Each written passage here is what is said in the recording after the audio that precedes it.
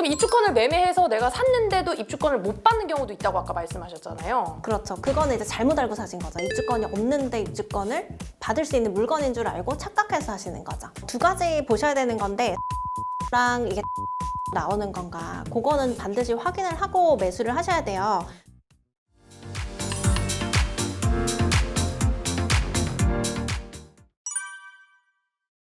그러면은 아까 이제 말씀하셨던 소유자에게 입주권은 하나만 나온다 그렇게 하셨는데 보통 보면은 우리가 낡은 그 건물들이 있는 데는 다가구 주택들도 많잖아요. 네. 거기는 그러면 거기 5세대가 살고 있다. 그러면 이런 경우는 어떻게 되나요? 다가구 주택도 단독주택의 일종이기 때문에 네. 기본적으로 전체 세대에 하나만 입주권 받을 수 있다라고 보시면 돼요. 아. 근데 이게 조례별로 좀 달라요. 그래서 이제 너무 억울하잖아요. 억울하죠. 왜냐하면은 세대별로 등기만 안 해놨을 뿐이지 실제로 다 이제 구분 소유가 따로따로 되어 살고 있는 거나 있는데. 네, 마찬가지거든요.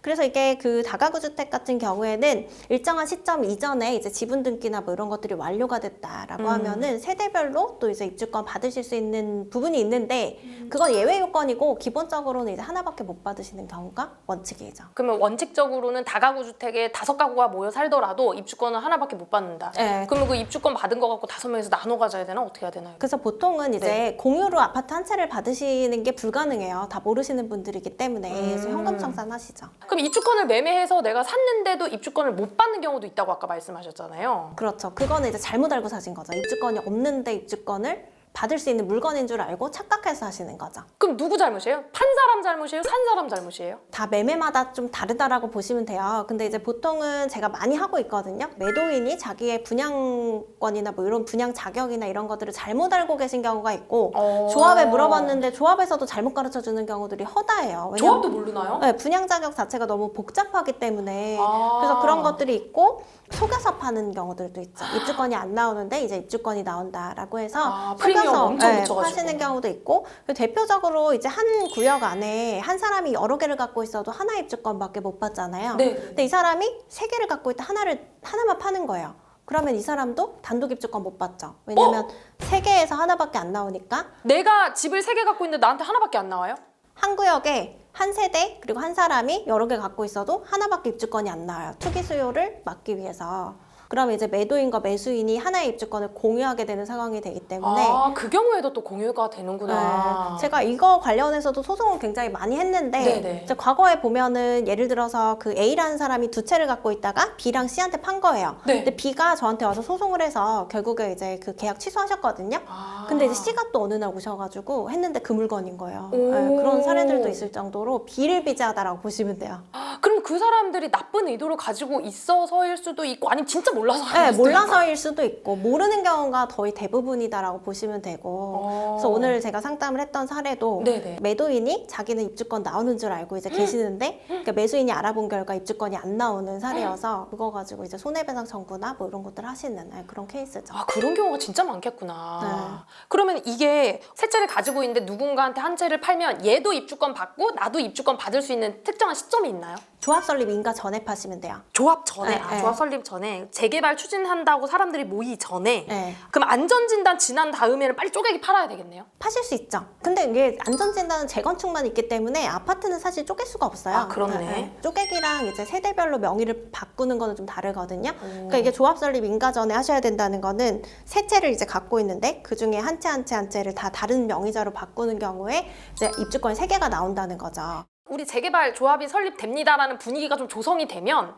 빨리 이거를 다른 사람한테 그냥 네. 가족이든 누구든 그쵸? 주는 게 좋겠네요. 네, 명의분산 하시죠 보통. 근데 잘 모르고 가지고 계신 분들이 되게 많다는 거죠. 야, 이거는 사시는 분이 진짜 조심해야 될 것 같아요. 파는 사람보다. 그래서 특약 같은 걸 잘 쓰셔야 되는데 네. 보통 이제 특약도 명확하게 안 쓰시는 경우들이 많죠. 특약을 어떻게 해놔야 되나요? 특약에 일단 입주권이라는 얘기가 들어가야 되잖아요. 이 매매 계약은 사실은 뭐 주택을 사고 팔려고 하는 건 아니잖아요. 낡은 주택이니까. 입주권이 붙어 있다는 걸 전제로 해서 이제 프리미엄이 얹어서 거래가 되는 건데 어떤 계약서들 보면은 입주권에 관한 얘기가 하나도 안 들어가 있는 경우도 있어요. 그러니까 이게 목적이 뭔지, 입주권을 취득하기 위한 거, 뭐 이런 것들을 명확하게 써두셔야 되는 거죠. 그러면은 특약에다가 예를 들어서 매도자가 나는 확실히 여기 입주권이 나오는 걸로 알고 있었어요. 네. 그 매수자도 그걸 믿고 샀어요. 네. 그런데 뭐 여러 가지 최선을 다해서 알아봤지만 둘 다 나오는지 네. 알고 있었어. 하지만 특약에다가 입주권을 거래한 것이다. 라고 썼는데 나중에 알고 보니까 입주권을 못 받게 된 거예요. 네. 그래도 특약에 썼기 때문에 매수자는 손해를 안 볼 수 있다는 말씀이시죠. 그 계약을 뭐 해지를 하거나 취소를 하거나 뭐 그런 방향으로 하실 수도 있고, 또 손해배상 청구가 가능하면 이제 입주권에 붙어 있는 프리미엄만큼 손해를 본 거나 마찬가지잖아요. 그렇죠. 그래서 그런 것들을 이제 손해배상 청구를 할 수도 있고. 하지만 이제 그 사실 모든 게 다 그런데 법적 분쟁으로 이어지면은 내가 원하는 만큼 이제 이득을 보기는 좀 어렵다라고 보시면 돼요. 그래서 미리미리 좀 사전에 잘 알아보시는 게 최선이죠. 그럼 미리미리 본인이 가지고 있는 이 입주권이 정확하게 내가 받을 수 있는 건지, 지금 진행이 어느 정도 되고 있는 건지, 이런 것들을 그러면 사전에 좀 검토받는 게 사실 더 비용을 아끼는 거겠네요. 그렇죠. 그리고 조합에도 좀 물어보시면 좋겠는데 네네. 뭐 이런 것들을 사실 잘 확인을 안 하시죠. 그리고 입주권 거래를 우리가 이제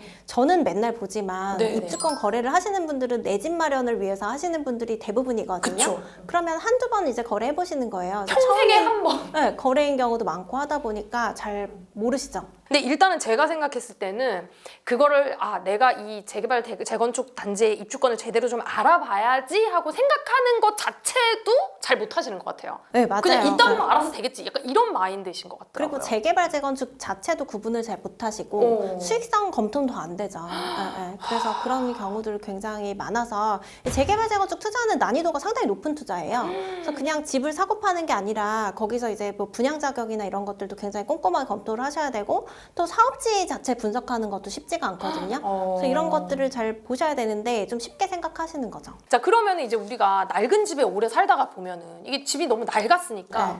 좀 고쳐서 살고 싶기도 하잖아요. 네. 왜 그렇게 고치거나 아니면은 낡은 주택단지 보니까 거기다가 임대수수료라도 내려고 뭐 3, 4층짜리 이런 거 빌라를 짓기도 하고, 그런 경우에는 어떻게 될까요?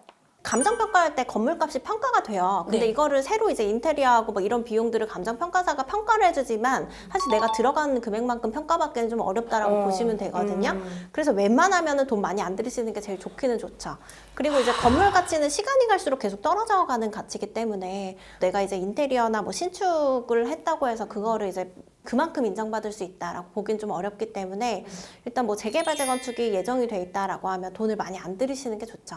자, 그럼 마지막으로 우리 변호사님께서 보시기에 이렇게 잘 모르는 일반인들이 재개발 재건축 내가 이렇게 딱 맞닥뜨렸을 때 그래도 좀 제일 좀 주의해야 되는 점, 이런 것 좀 있으신 몇 가지 얘기해 주시면 좋을 것 같아요. 두 가지 보셔야 되는 건데, 사업지 검토랑 이게 단독 입주권 나오는 건가, 그거는 반드시 확인을 하고 매수를 하셔야 돼요. 근데 요즘에는 이제 모아타운이다 신통기획이다 이런 개발 사업, 재개발 재건축이라고 하더라도 형태가 굉장히 다양하거든요. 근데 이거에 따라서 이제 입주권이 나오고 안 나오고도 굉장히 달라지고, 그리고 이제 그 모아타운 같은 경우 예를 많이 드는데, 이 경우에 그동안 후보지 선정이 어떻게 됐냐면 30% 동의만 받으면 후보지 그 신청을 해서 지정을 받을 수가 있어요. 그러다 보니까 이제 소위 말하는 업자들이죠.